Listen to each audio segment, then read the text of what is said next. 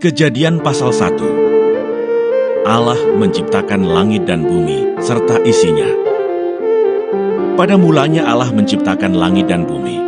Bumi belum berbentuk dan kosong. Gelap gulita menutupi samudera raya. Dan roh Allah melayang-layang di atas permukaan air. Berfirmanlah Allah, jadilah terang. Lalu terang itu jadi. Allah melihat bahwa terang itu baik. Lalu dipisahkannyalah terang itu dari gelap. Dan Allah menamai terang itu siang, dan gelap itu malam. Jadilah petang, dan jadilah pagi. Itulah hari pertama. Berfirmanlah Allah, jadilah cakrawala di tengah segala air untuk memisahkan air dari air. Maka Allah menjadikan cakrawala, dan ia memisahkan air yang ada di bawah cakrawala itu dari air yang ada di atasnya. Dan jadilah demikian. Lalu Allah menamai cakrawala itu langit. Jadilah petang dan jadilah pagi. Itulah hari kedua. Berfirmanlah Allah, hendaklah segala air yang di bawah langit berkumpul pada satu tempat, sehingga kelihatan yang kering. Dan jadilah demikian. Lalu Allah menamai yang kering itu darat, dan kumpulan air itu dinamainya laut. Allah melihat bahwa semuanya itu baik. Berfirmanlah Allah, hendaklah tanah menumbuhkan tunas-tunas muda, tumbuh-tumbuhan yang berbiji, segala jenis pohon buah-buahan yang menghasilkan buah yang berbiji, supaya ada tumbuh-tumbuhan di bumi. Dan jadilah demikian. Tanah itu menumbuhkan tunas-tunas muda, segala jenis tumbuh-tumbuhan yang berbiji, dan segala jenis pohon-pohonan yang menghasilkan buah yang berbiji. Allah melihat bahwa semuanya itu baik. Jadilah petang dan jadilah pagi. Itulah hari ketiga. Berfirmanlah Allah, jadilah benda-benda penerang pada cakrawala untuk memisahkan siang dari malam. Biarlah benda-benda penerang itu menjadi tanda yang menunjukkan masa-masa yang tetap dan hari-hari dan tahun-tahun, dan sebagai penerang pada cakrawala, biarlah benda-benda itu menerangi bumi. Dan jadilah demikian. Maka Allah menjadikan kedua benda penerang yang besar itu, yakni yang lebih besar untuk menguasai siang dan yang lebih kecil untuk menguasai malam, dan menjadikan juga bintang-bintang. Allah menaruh semuanya itu di cakrawala untuk menerangi bumi, dan untuk menguasai siang dan malam, dan untuk memisahkan terang dari gelap. Allah melihat bahwa semuanya itu baik. Jadilah petang dan jadilah pagi. Itulah hari keempat. Berfirmanlah Allah, hendaklah dalam air berkeriapan makhluk yang hidup, dan hendaklah burung beterbangan di atas bumi melintasi cakrawala. Maka Allah menciptakan binatang-binatang laut yang besar dan segala jenis makhluk hidup yang bergerak, yang berkeriapan dalam air, dan segala jenis burung yang bersayap. Allah melihat bahwa semuanya itu baik. Lalu Allah memberkati semuanya itu, firman-Nya, berkembang biaklah dan bertambah banyaklah, serta penuhilah air dalam laut, dan hendaklah burung-burung di bumi bertambah banyak. Jadilah petang dan jadilah pagi. Itulah hari kelima. Berfirmanlah Allah, hendaklah bumi mengeluarkan segala jenis makhluk yang hidup, ternak dan binatang melata, dan segala jenis binatang liar. Dan jadilah demikian. Allah menjadikan segala jenis binatang liar, dan segala jenis ternak, dan segala jenis binatang melata di muka bumi. Allah melihat bahwa semuanya itu baik. Berfirmanlah Allah, baiklah kita menjadikan manusia menurut gambar dan rupa kita, supaya mereka berkuasa atas ikan-ikan di laut, dan burung-burung di udara, dan atas ternak, dan atas seluruh bumi, dan atas segala binatang melata yang merayap di bumi. Maka Allah menciptakan manusia itu menurut gambarnya. Menurut gambar Allah diciptakannya dia. Laki-laki dan perempuan diciptakannya mereka. Allah memberkati mereka. Lalu Allah berfirman kepada mereka, beranak cuculah dan bertambah banyak. Penuhilah bumi dan taklukkanlah itu. Berkuasalah atas ikan-ikan di laut dan burung-burung di udara, dan atas segala binatang yang merayap di bumi. Berfirmanlah Allah, lihatlah aku memberikan kepadamu segala tumbuh-tumbuhan yang berbiji di seluruh bumi, dan segala pohon-pohonan yang buahnya berbiji. Itulah akan menjadi makananmu. Tetapi kepada segala binatang di bumi, dan segala burung di udara, dan segala yang merayap di bumi, yang bernyawa, Kuberikan segala tumbuh-tumbuhan hijau menjadi makanannya. Dan jadilah demikian. Maka Allah melihat segala yang dijadikannya itu sungguh amat baik. Jadilah petang dan jadilah pagi. Itulah hari ke-6.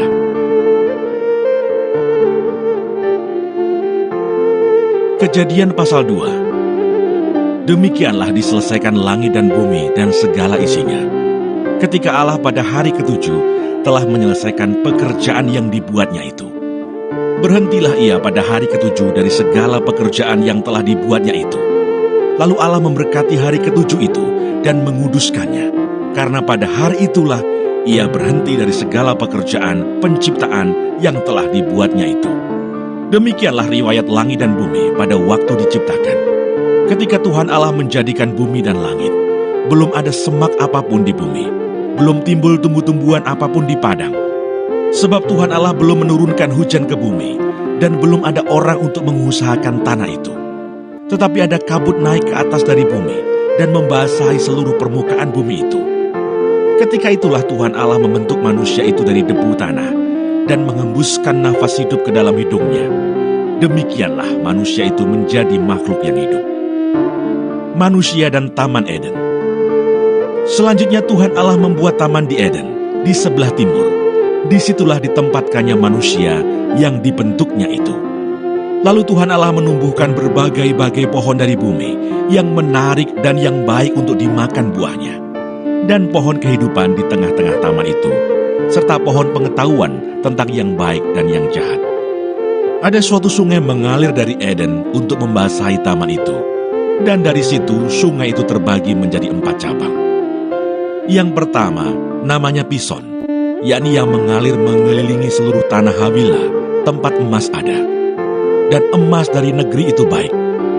Di sana ada damar bedola dan batu krisopras.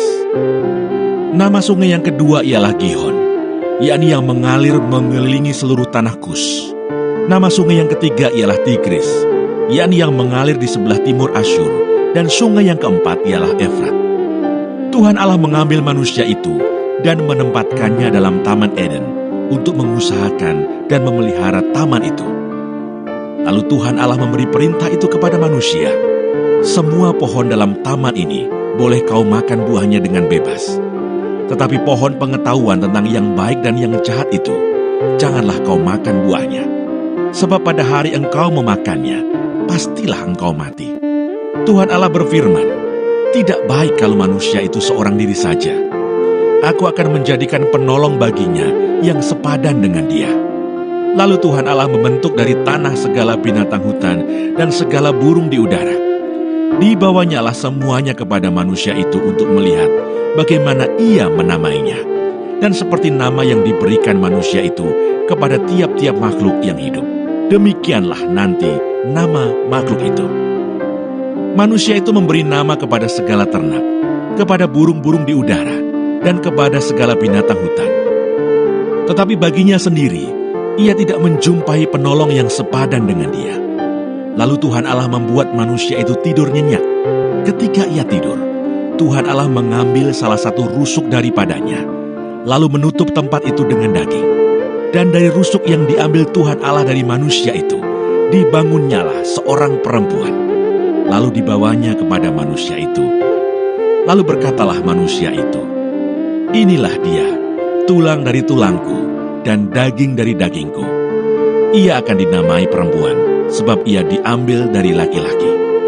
Sebab itu seorang laki-laki akan meninggalkan ayahnya dan ibunya, dan bersatu dengan istrinya, sehingga keduanya menjadi satu daging.